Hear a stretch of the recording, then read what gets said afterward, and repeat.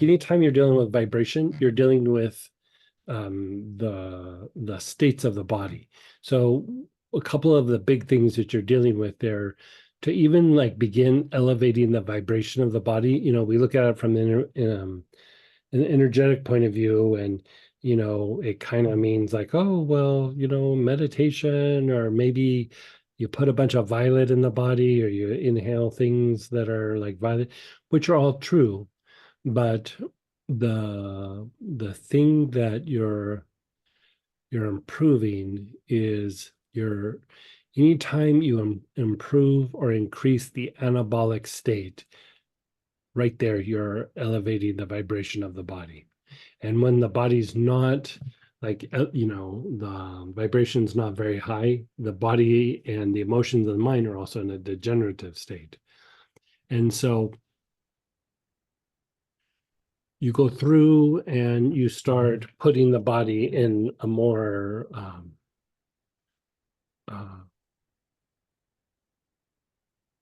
I mean, I've been saying restore. Like, I think in the notes I had like different terms, but restore is good. Like you're rest and repair, or you're restoring the body, right? So if you break that down, like if we look at it from the point of view of physiology, you're elevating the anabolic state, which is restorative sleep, right? You're you're you're calming down homeostasis, you're making it more pliable and more effective, and you're calming down agitation in the body, which is the allostasis, being excessive or agitated. So there's all some terms that we've used before, but part of what you're looking at is you're looking at three things. So you start pushing the body into an anabolic state, and one of the manifestations of being in a degenerative state is trigger points. Like trigger points, like if a person is covered and like has several areas where there's trigger point activity, it's because the body is degenerating. Like it's not just it had an injury, it's like continuing to degenerate. And so when there's trigger points, it causes neurological dysfunction. It usually causes lymphatic dysfunction, and it causes emotional issues, like just unregulated emotions, and it causes cognitive decline. Like you just don't process things cognitively like you should. And so you can actually even kind of chart out like certain trigger points will affect certain kinds of cognitive functions and processes. And so once you start pushing the body in that direction, then you're boiling down where you're looking at three factors. One is, and I'm going to be talking about it from an energetic point of view, just so people don't have to learn a bunch of anatomy and physiology. And so you're looking at the frequency of the body. So if you look at the chakras, yes, the energy centers, and they have like particular functions and they do specific things, but what they're doing is each chakra has a like a kind of vibration, so your body's vibrating at a rate depending on the mix of the chakras, right? And so, like if somebody's very heart centered versus somebody who's very goal oriented and very competitive in work, you can say, oh, yeah, they like those two people have this behavior and that behavior. But you could also say that person's very heart centered and that person's very solar plexus centered. Another way of saying it, they have two different vibratory rates, like, and it doesn't mean you're always in that rate, but when you're at home, hopefully your heart's big, and when you're at work, it's but you could say you have many faces. You have many faces of like when the chakras function at different ways, right? And so the that frequency or that vibratory rate dictates how much energy your chakras take in and how much goes out. So basically, it's how much the chakras pump. And right there, the rate of pumping also dictates the level or degree of soul contact. if there's a lot of damage to the body, the soul starts to withdraw a bit, and then the chakra starts slowing down. So it can't push out the negative energy, and it doesn't really absorb very good energy, right? And so when you improve the frequency of the body, you start not just kicking out the energy um, of the injury or the condition or the symptom. You start kicking out the history in your body that made those conditions happen, right? It's not just like you're going like, oh, I threw my back out. Well, maybe you had a lot of stress, maybe there was an injury, maybe there was a lot of emotional things going on at some point. And so over 20 or 30 years, all of that contributed to your back being a particular way.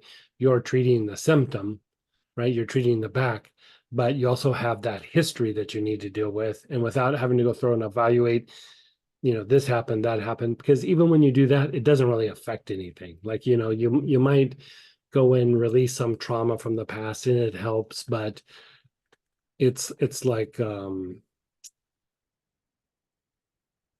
getting punched in the stomach every day for like 20 years. Like, and all of a sudden it stops. It's like you feel better, but every time somebody walks up to you, like you protect your gut and your body just goes, enough. Like I can't handle anymore. It's had too much history. There's too much water under the bridge. So that is directly reflected in how much the chakras will pump, right? And so when you start working the frequency, it's like the body starts kicking out like diseased energy or low vibrational energy, old emotional energy, non-specific. It's not like you're even thinking about a particular situation. The body just starts kicking it out. Then you go to a thing that you call resonance. And resonance is like the energies that you attract from the environment, and then the message you send out. And it's really more to like people than anything.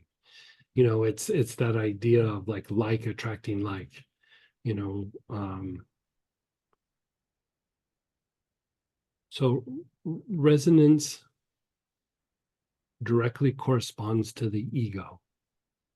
And you know how we go through and we clean up the arms and legs and things like this, and we're always like pushing for the arms to be cleaned up, the arms to be relaxed, the legs to be cleaned up, the legs to be relaxed.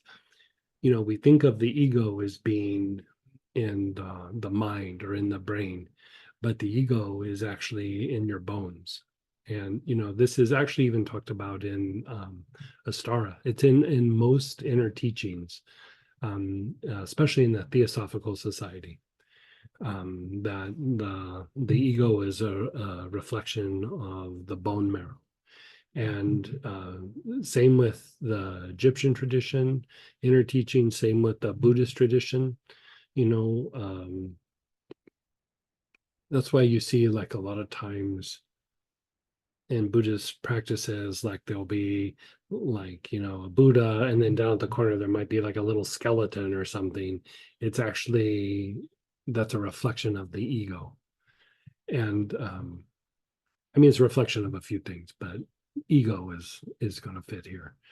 And so when you're going through and working the resonance, you're refining the ego so that you don't generate the emotional, mental contamination to your own body. Because most times that's been generated by conditioning, especially when you were young. Young traumatic events, agitation in the body, stresses, injuries, whatever that might be. And so the working of the resonance, you're letting things out of the arms and legs, but even deeper, the bone marrow. And to take it a step further, the ego is also a byproduct of the karmic imagery in the blood. And so when you're treating the bone marrow, you're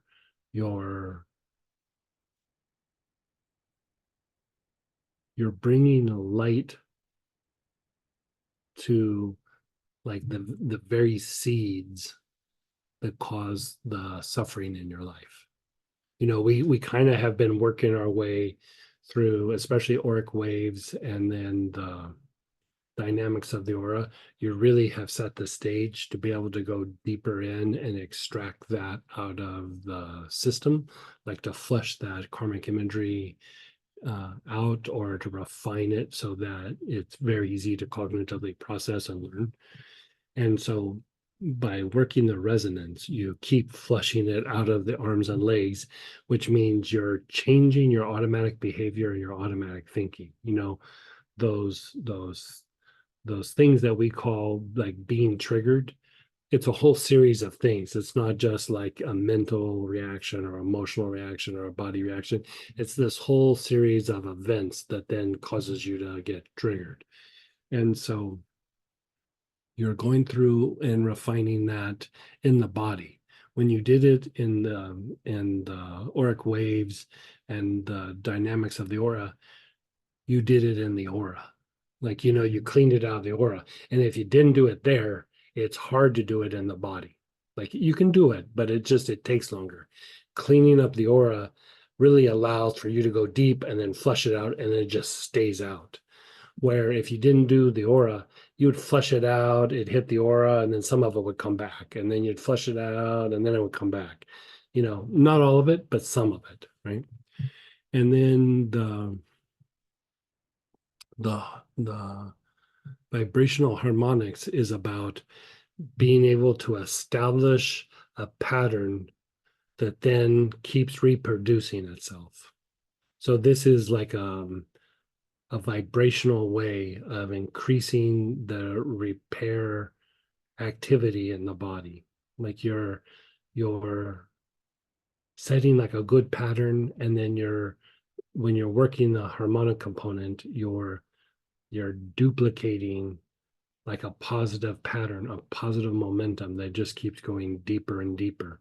And so when you do all of these together, it starts flushing out the things in the body that is conditioning that has caused the disease. So if you think about like when you go through and you treat something in a very symptom oriented way, like sometimes it works, sometimes it doesn't. One person it works, sometimes it doesn't. Really, why it works sometimes and then doesn't is completely based on the vibratory rate of the body, or the vibration of the body. And so when the person responds very quickly, the vibration has been elevated, like not enough things have knocked the body down, right? And sometimes it's not even like an injury. It could be you're at work and you're the boss, and 25 people grind on you all the time because they don't like what you're doing. And so you're not doing anything wrong, but you got all these things happening. Like I used to work for this one CEO. Well, no, he wasn't a CEO at the time. I think he was like a VP of something. One of well, one part of the company. And he had 8,000 employees under him.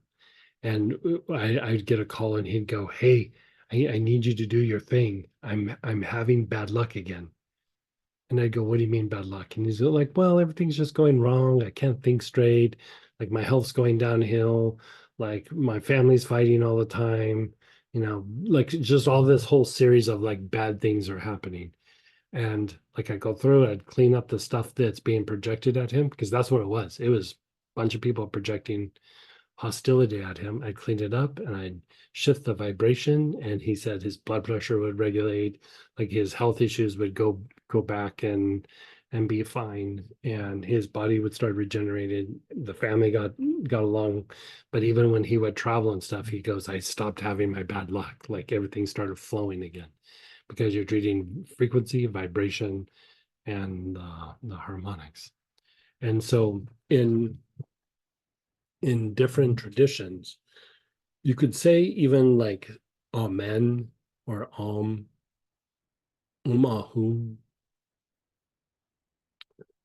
things of this nature is like a form of, you say it at the end of the prayer. it's a type of harmonics. Like you're going, okay, this is what I'm praying for. I'm bringing in divine energy. Amen. And it's a way of trying to set that pattern to continue to physicalize first in your aura and then in the body. And in the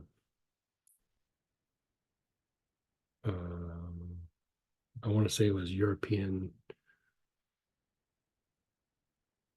let's say just European like inner esoteric things. They would, like, whenever they would do a prayer or make a wish, like how we do materialization, they would end it with fiat, fiat, fiat. Like the car Fiat, Fiat, and it's a like a form of like so be it, but it's a little bit stronger. In the Tibetan tradition, it's tatatsu. Like you hear me sometimes at the end, I'll go tatatsu, tatatsu, tatatsu. That means like continue that pattern manifesting. And so you combine those three components with working the anabolic state, which is repair, and decreasing the catabolic state, which is degeneration.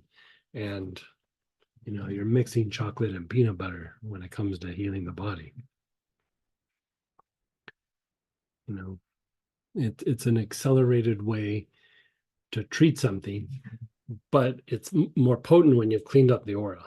But even if you hadn't done that, it still works. It's stronger when the aura has been cleaned up. And you can do them both kind of simultaneously, but then the next phase is then you can go back to symptom-oriented treatments, and the symptom-oriented approaches usually start working. Okay. Because those three, part of what they do, like if you stood back and looked at them energetically, they're very activating to the ajna.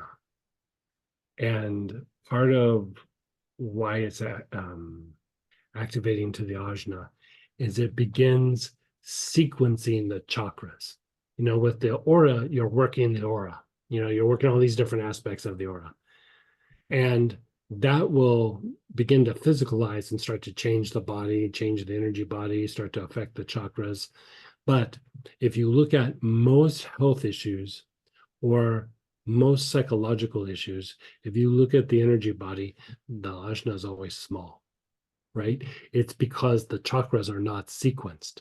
And it doesn't mean just balanced. It means like how they function in all the different situations. Like going back to the person's very big-hearted at home, but they go to work and they can't really function that well. Like they're not able to get down to business and get things done. And then the person who gets things done at work comes home and then is abrasive with everybody. Like their chakras, their energy body is sequenced in certain situations, but it's not sequenced enough to where it can transition from one situation to another situation to another situation, or different bodily functions, right? And so when you look at it, the ajna starts to activate and it starts sequencing the chakras so that,